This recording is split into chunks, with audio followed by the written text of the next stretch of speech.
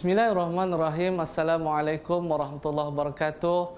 Salam sejahtera dan selamat datang ke Politeknik Kota Kinabalu. Saya, Ustaz Muhammadin bin Muhammad Jair, Pegawai Haluan Pelajar, merangkap Ketua Penasihat Majlis Perwakilan Pelajar Politeknik Kota Kinabalu akan menerangkan berkaitan dengan Majlis Perwakilan Pelajar. Para pelajar sekalian, yang pertama kita lihat latar belakang Majlis Perwakilan Pelajar. Majlis Perwakilan Pelajar sebelum ini dikenali sebagai Jawatan Kuasa Perwakilan Pelajar, merupakan satu organisasi pelajar tertinggi di Politeknik Kota Kinabalu. Majlis Perwakilan Pelajar ini berperanan untuk menghubungkan di antara para pelajar dan juga pihak pengurusan Politeknik berkenaan dengan isu pembelajaran, kebajikan dan juga disiplin pelajar. Seterusnya kita lihat penubuhan Majlis Perwakilan Pelajar MPP. Penubuhan Majlis Perwakilan Pelajar MPP ini adalah berasaskan kepada peruntukan undang-undang yang terkandung di dalam Akta 174 Akta Institusi-Institusi Pelajaran 1976. Ini bermakna penubuhannya termaktub di dalam Undang-Undang Malaysia. Penubuhan Majlis Perwakilan Pelajar terkandung di dalam jadual ketiga, Seksyen 7, Jawatan Kuasa Perwakilan Pelajar dalam Akta 174. Baiklah, yang pertama kita lihat pemilihan Jawatan Kuasa Perwakilan Pelajar. Pemilihan Majlis Perwakilan Pelajar tertakluk kepada Akta 174, di mana Seksyen 7 telah menerangkan berkenaan dengan pemilihan MPP ini. Dalam Seksyen 7, perkara pertama kurungan 1 telah menjelaskan bahawa setiap institusi mestilah memilih dan melaksanakan penubuhan suatu majlis perwakilan pelajar. Perkara 3 telah menerangkan berkenaan dengan tempoh perkhidmatan MPP ini, di mana tempoh perkhidmatan pemegang jawatan MPP ini adalah selama 1 tahun. Bagaimanakah proses pemilihan MPP ini berlangsung? Proses pemilihan ini berlangsung dengan menggunakan keputusan dengan undian terbanyak. Maksudnya, para pelajar yang mendapat undian terbanyak melalui pemilihan itu akan dipilih sebagai ahli majlis perwakilan pelajar. Seterusnya kita lihat tujuan dan fungsi MPP.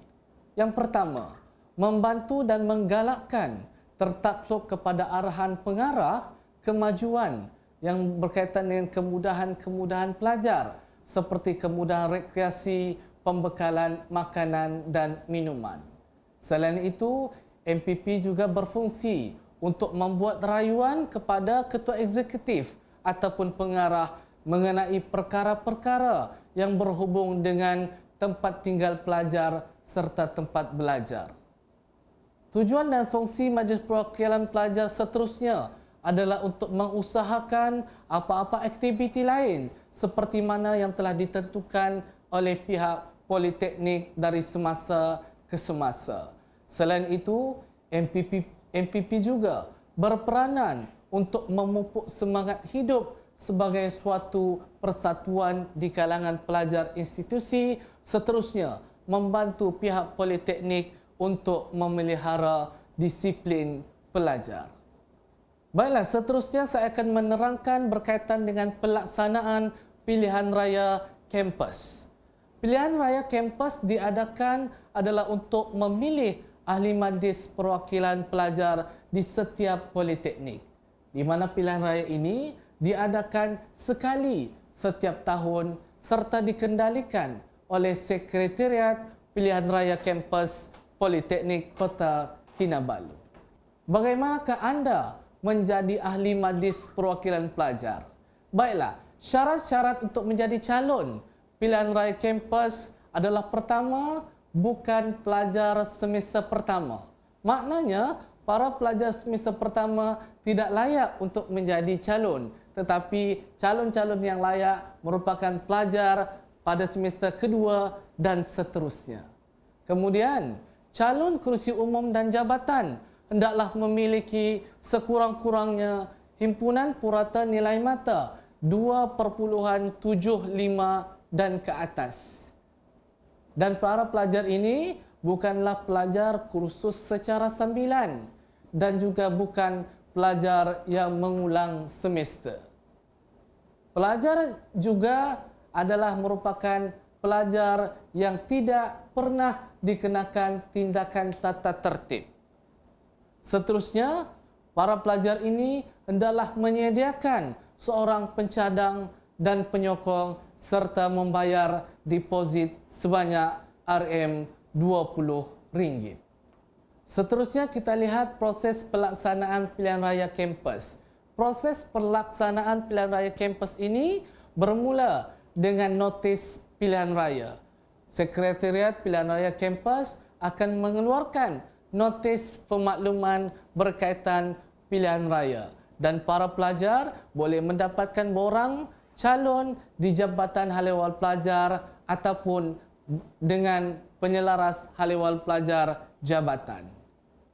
Kemudian, proses pelaksanaan seterusnya adalah penyerahan borang pencalonan ataupun disebut sebagai proses penamaan calon.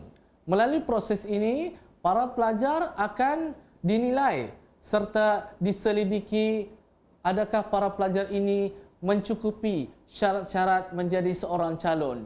Jika ya, maka sah pelajar ini akan dianggap sebagai calon dan layak untuk bertanding di dalam pilihan raya kampus. Proses seterusnya adalah proses kempen pilihan raya kampus, di mana dalam proses ini, para calon ini akan diberi tempoh lebih kurang 2 minggu untuk para pelajar melakukan kempen, untuk berkempen memohon sokongan pelajar untuk mengundi mereka sebagai ahli majlis perwakilan pelajar. Seterusnya adalah proses pembuangan undi, di mana satu tarikh akan ditentukan kepada para pelajar, seluruh pelajar politeknik untuk turun mengundi calon-calon pilihan mereka. Selepas pembuangan undi dilakukan, Sekretariat Pilihan Raya Kampus akan melakukan pengiraan dan kemudian akan membuat keputusan siapakah pemenang-pemenang yang akan menjadi ahli majlis perwakilan pelajar. Dan proses terakhir adalah proses angkat sumpah ataupun majlis watika pelantikan, di mana para ahli majlis perwakilan pelajar yang telah memenangi pilihan raya akan dilantik dan mengangkat sumpah sebagai ahli majlis perwakilan pelajar Politeknik Kota Kinabalu yang sah. Kita lihat slide yang berada di hadapan anda merupakan contoh notis pemberitahuan pilihan raya kampus. Ini pula merupakan borang penamaan calon pilihan raya, di mana setiap calon akan mengisi borang ini dan kemudian menghantar kepada Sekretariat Pilihan Raya Kampus Politeknik Kota Kinabalu. Baiklah, kempen pilihan raya kampus. Dalam proses kempen pilihan raya kampus ini, para calon akan disediakan dengan poster masing-masing untuk mereka berkempen, sama ada kempen secara maya di media sosial ataupun bersemuka. Ini merupakan antara contoh poster-poster yang kita sediakan. Selain itu, kita juga mengadakan malam manifesto pilihan raya kampus, di mana setiap calon dikehendaki untuk menerangkan manifesto serta janji-janji mereka kepada para pelajar. Dari situ, para pelajar sebagai pengundi akan dapat mengetahui calon-calon pilihan yang akan mereka undi semasa proses pengundian nanti. Ini merupakan proses pembuangan undi pilihan raya kampus di Politeknik Kota Kinabalu, di mana jika anda lihat, kita pernah mengadakan proses pembuangan undi secara manual, yang mana menggunakan kotak-kotak dan para pelajar dikehendaki mengisi kertas yang telah dipangkah senarai calon untuk diisi ke dalam kotak peti undi. Dan sejak 2 tahun kebelakangan ini, Sekretariat Pilihan Raya Kampus Politeknik telah menggunakan kaedah undian secara online, di mana para pelajar hanya memilih calon menggunakan PC yang disediakan di pusat-pusat mengundi. Seterusnya, selepas proses pengundian selesai, pihak Sekretariat Pilihan Raya Kampus Politeknik akan membuat pengiraan dan seterusnya mengumumkan pemenang dalam Pilihan Raya Kampus Politeknik Kota Kinabalu. Akhir dari proses pelaksanaan Pilihan Raya Kampus ini adalah Majlis Watikah Pelantikan MPP, di mana para pelajar yang telah memenangi pilihan raya sebelum ini akan mengangkat sumpah memegang jawatan sebagai MPP dalam tempoh selama 1 tahun. Baiklah para pelajar sekalian, seterusnya kita lihat antara program-program yang telah dilaksanakan dan juga disertai oleh Majlis Perwakilan Pelajar. Program yang pertama saya terangkan adalah program pendaftaran dan minggu suai kenal MSK pelajar baharu di setiap semester, di mana MPP berperanan sebagai ahli jawatan kuasa pelajar bagi menguruskan program ini. Seterusnya antara program yang dilaksanakan adalah program sambutan Bulan Kemerdekaan Peringkat Politeknik Kota Kinabalu, sambutan Riang Raya Aidilfitri, program sambutan Hari Raya yang diadakan untuk semua warga Politeknik Kota Kinabalu. Selain itu, MPP juga berperanan besar dalam pengurusan dan penganjuran Hari Terbuka Politeknik, iaitu satu program besar bersempena dengan istiadat Convocation Politeknik Kota Kinabalu yang diadakan saban tahun. Berkaitan dengan kebajikan pelajar, Majlis Program Pelajar juga tidak ketinggalan dalam mengadakan program-program seperti program Food Bank, yang mana program ini adalah program kebajikan membantu para pelajar yang kurang berkemampuan untuk mendapatkan makanan. Makanan-makanan secara percuma diagihkan kepada para pelajar yang memerlukan. Dan antara program-program lain yang disertai seperti Altitude Training for Leadership Team, program menaiki Gunung Kinabalu, program kolaborasi bersama dengan Politeknik Malaysia, serta program International Voluntary Technical Service dengan Politeknik Busan Korea yang telah datang ke Politeknik Kota Kinabalu. Program-program antarabangsa yang lain yang pernah disertai seperti misi sukarelawan siswa ke Vietnam, Laos dan juga Malaysia, dan program International Collaboration Program di Politeknik Negeri Sriwijaya, Palembang, Indonesia. Berikut merupakan carta organisasi MPP Politeknik Kota Kinabalu bagi tahun 2020, di mana diketuai oleh Yang di-Pertua Saudara Faizal Venancio Fulgencio bersama dengan 36 orang ahli kabinet beliau. Untuk berhubung dengan Majlis Program Pelajar, saya sertakan media sosial Majlis Program Pelajar, yang pertama Facebook dan yang kedua Instagram, di mana para pelajar bolehlah untuk mengikuti media sosial ini untuk mengetahui lebih lanjut berkaitan dengan aktiviti-aktiviti yang dijalankan. Para pelajar sekalian, seterusnya saya akan menerangkan berkaitan dengan keahlian kelab-kelab berdaftar di Politeknik Kota Kinabalu. Untuk pengetahuan para pelajar sekalian, semua pelajar Politeknik Kota Kinabalu digalakkan untuk terlibat dalam aktiviti co-curriculum. Selain daripada aktiviti kurikulum berkredit, terdapat 24 buah kelab berdaftar yang boleh disertai oleh pelajar. Kelab-kelab ini didaftarkan di bawah Majlis Perwakilan Pelajar. Berikut merupakan senarai kelab-kelab berdaftar di bawah MPP. Yang pertama, Jawatan Kuasa Perwakilan Kolej Kediaman, JPKK. Yang kedua, Pembimbing Rakan Siswa, PRS. Seterusnya, Kelab Rakan Pustaka, Rakan Pusat Islam Rapi, Kelab Jabatan Kejuruteraan Awam, CEC, Kelab Jabatan Kejuruteraan Mekanikal, Klomek, Kelab Jabatan Kejuruteraan Elektrik, ELS. Yang seterusnya, Kelab Jabatan Perdagangan, CDC, Kelab Jabatan Pelancongan dan Hospitality, Hoteliers. Kelab Jabatan Matematik, Sains dan Komputer, MSc Square.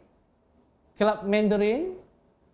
Kelab Yayasan Sukarelawan Siswa, Kelab Skuad Usahawan, Kelab Multimedia Crew, Quantity Surveyor Club, QSC, Kelab Rakan Exco, RE, Kelab Debat dan Orator, Kelab Robotik, Kelab UNESCO, Kelab Ekopoli, Kelab Inspirasi, Kelab Politeknik Promo Partner Club, Kelab Pelajar Mekatronik ataupun Mekatrons dan juga Kelab English Language Club, ELC.